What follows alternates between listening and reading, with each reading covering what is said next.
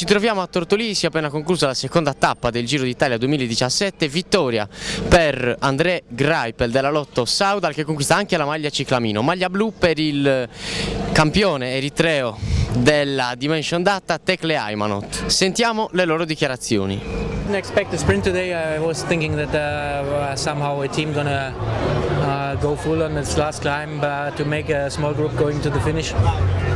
But of course I was happy that there was a headwind, so this played a bit in our cards. Yeah, I think it's really difficult to take that jersey until the end, but firstly I lost yesterday to try everything, and today is try everything to get that, so I'm so happy with this one podium now. The next one we will see. For me it's all bonus now, you know, it was like yesterday a dream come true, so all what's gonna happen now is plus, and to wearing a jersey again makes me happy.